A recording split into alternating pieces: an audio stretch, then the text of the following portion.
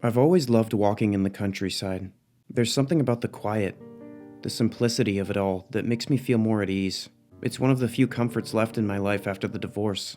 My children are grown, living their lives far away, and I suppose I'm grateful for that. They don't need to see how I've settled here, in this small old cottage in Ladbury, trying to piece together a life that doesn't seem to fit anymore. The cottage is a one-bedroom place. Nothing fancy, but it's quaint. The kind of place you might see in one of those Escape to the Country programs. It has a small garden with a few wildflowers that stubbornly refuse to die no matter how much I neglect them. The rent is cheap, which is what I need, considering how expensive it would be to live anywhere closer to London. So I've stayed put, working part-time at the Painted Room in town. It's a 16th century building with these old wall paintings that look like something out of a medieval dream. We give 5-minute tours, and sometimes I find myself explaining the same thing over and over to tourists who nod politely, but I'm not sure they're really listening. One of my younger colleagues, just a kid really, told me about a walk not too far from town.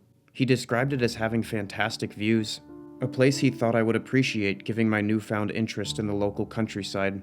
So, one Saturday, with the sun shining and nothing better to do, I decided to take him up on his suggestion. I drove out to the spot he mentioned, parked by the side of a narrow lane, and began walking. The lane narrowed as I went on, leading to a fence that I had to climb over to reach the path beyond. The walk was peaceful, a series of meadows that rolled gently upwards, offering increasingly impressive views. As I climbed, the only sign of human life was an old dilapidated barn that had likely been abandoned long before I was born. After an hour or so, I reached the end of the path, marked by several enormous sweet chestnut trees. These trees were ancient, their gnarled branches spreading wide like the arms of some forgotten giant. Beyond them was a dense forest, the kind that looks like it hasn't been touched in centuries. It was here between the trees that I saw something. It was pale, too thin to be a tree, and it swayed slightly as if moved by a breeze that didn't touch anything else. I took a step closer, but then my foot caught on something, an exposed root, and I nearly went sprawling down a steep bank into a ditch. I managed to catch myself, but when I looked back towards the trees, the thing was gone. The walk back to the car was uneventful, but I couldn't shake the feeling that I had missed something. Maybe it was just a trick of the light. I had told myself it was some odd reflection or shadow that had fooled my tired eyes. Still, there was something unsettling about that place.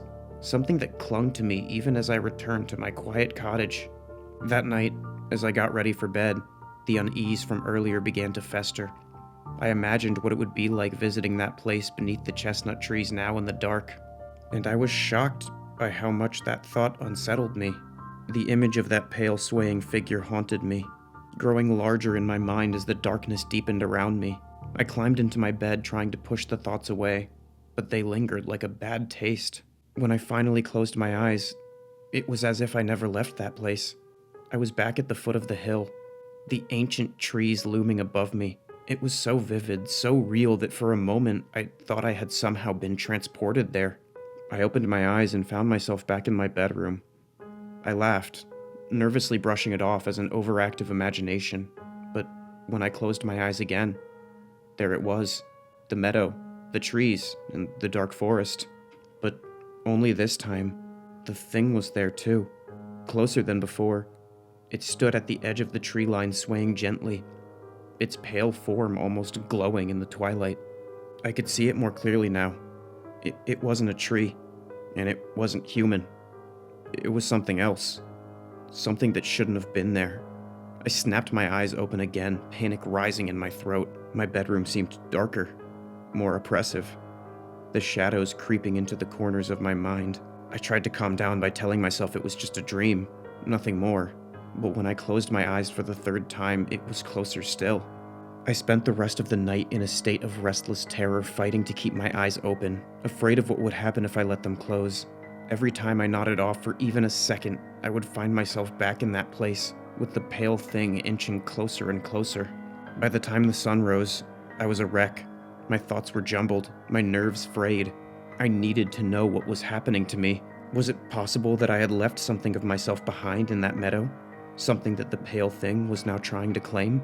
It sounded insane, but so did the fact that I seemed to teleport to that place each time I closed my eyes. Driven by exhaustion and a sense of desperate curiosity, I decided to go back.